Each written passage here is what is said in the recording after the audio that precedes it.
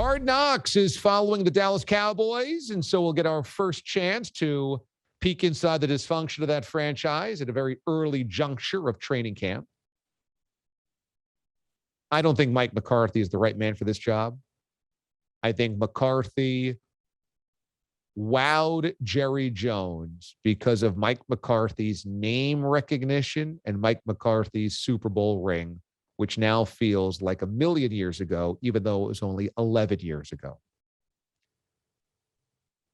But Mike McCarthy last year showed me nothing to make me believe that he's the right man to navigate all of the different distractions and dynamics in play with the Cowboys. And I think that McCarthy, once upon a time, was probably a pretty effective coach. I think that waned in his last years with the Green Bay Packers. And last year, I know that Dak was down, but in terms of backup quarterback, let's face it, Andy Dalton was the best backup quarterback anybody in the NFC East had. And they still couldn't get it done. They still couldn't win the division, even when the division was there to be had sub 500. There was a lot of stuff I saw last year from Mike McCarthy that left my head scratching. We'll see. Maybe a year with full training camp and mini camps and having players there instead of COVID and virtual and Zoom changes things. I doubt it. But Jerry Jones took the podium because, of course, a chance at promoting Hard Knocks and promoting his team he's never going to say no to. And Jerry got choked up a couple of times. One time was about just how desperately he wants to win another Super Bowl. And secondly, about his fractured relationship with Jimmy Johnson and why Jimmy was kind of forced out back in 1993. And we had a great run of it. He's a great coach, and I'm proud to have him as a friend and proud to have had the times that we had. We just had a great experience. Can you answer Switzer's question now? What? Do you think you could answer Barry's question now? I've never been able to know why. That, not just that, but anything else. No, I can't answer those questions. When you get older, you go one of two ways. Either you get hardened and nothing affects you emotionally, or everything affects you emotionally. You get real sappy. One of the two things. And Jerry's going down the road of getting real sappy. I don't think that this was a turn on for the cameras. I don't think this was fake. I think Jerry is starting to get in his old age really sappy. You know, look, he's 78 years old. He'll be 79 this fall.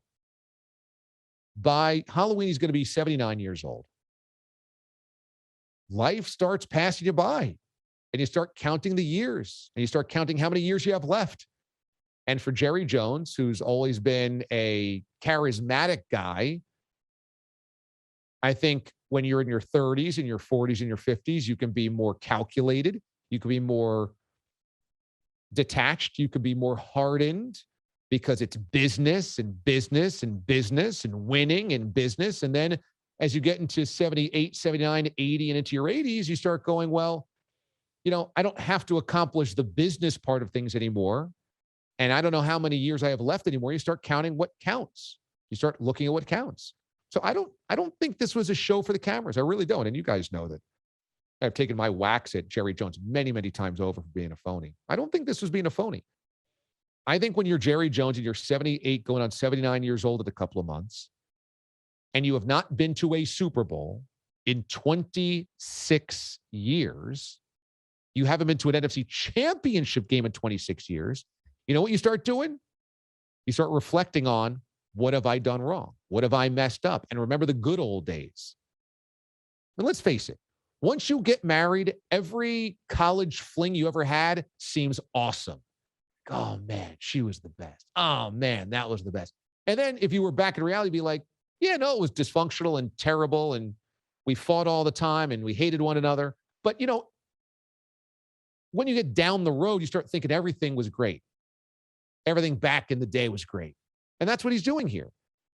The thing I find most interesting about this is that Jerry at 78, 79 is finally admitting that he screwed this up. Finally. Because for how many decades did he put the blame on Jimmy Johnson? How many decades did he defiantly say that he did nothing wrong? For how many decades would he not acknowledge that he made a mistake? This is the fact, Jack. Jimmy Johnson had an ego, still does. But Jimmy Johnson had the goods. Jerry Jones had no role in building the Super Bowl champs. None. He didn't swing the trade for Herschel Walker for all of those draft picks. He didn't in a very savvy move, work into the Herschel Walker deal that we'll take these veteran players from the Vikings, but if they don't make our opening roster, they turn into draft picks, which is what he did for all of those guys. He took 5 or 6 of the Dallas Cowboys players that were Vikings and said, I have no intent of keeping these guys. The Isaac Holtz, the Darren Nelsons. I'm cutting these guys the first chance I get because then they turn into draft picks. That was Jimmy. Drafting was Jimmy. Coaching was Jimmy. Everything was Jimmy. Now, he had wonderful talent. Hard not to win when you've got Michael Irvin, Emmitt Smith, and Troy Aikman, plus all of those great defensive players. But Jerry acquired those guys. Jimmy did it. Jerry had nothing to do with it. And every time Jerry wanted to take credit for the 90s Cowboys, which is the only success he's ever seen as a football owner, it was always a delusional type of storyline. I'm just happy that finally, in his old age, he's admitting he screwed it up. The Cowboys would have won and won for a while if Jimmy would have stayed. Now, that's not to say that Jimmy would have stayed 20 years like a Belichick. I don't think Jimmy was wired that way anyway. Jimmy wanted control. Jimmy wanted credit. That's who he was. And when he went to Miami, he went to the Dolphins, didn't work out so well. So he's not infallible. But Jerry had nothing to do with their success. Nothing. Besides hiring Jimmy Johnson. So for 25 years, and oh, by the way, hiring the buffoon, Barry Switzer, to run things after that was an ego play of Jerry going, I can hire anybody I want and we can win a Super Bowl. And he was right, because just about the worst coach to have hired was Barry Switzer. And they did win a Super Bowl. But everybody on that team will tell you, I mean, we went to hell in a handbasket once Barry took over. It was a joke. We were coaching ourselves after that. And then give me the list of the coaches after that. Was it Dave Campo right after Barry Switzer?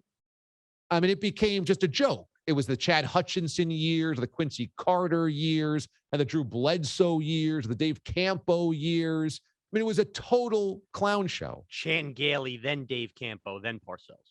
Chan Gailey, then Dave Campo. Right. So this is how Jerry's coaching searches went.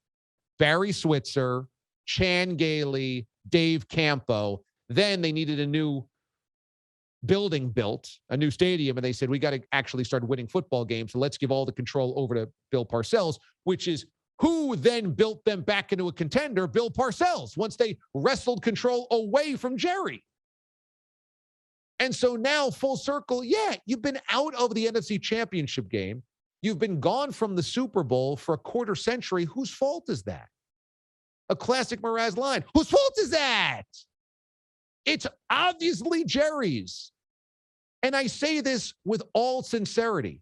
I don't root against the Cowboys. I actually like it when the Cowboys are good, because the Cowboys are interesting, and the Cowboys are a national brand, and the Cowboys are history, and I love history. I didn't mind it in the 90s when the Cowboys were really good. I really didn't.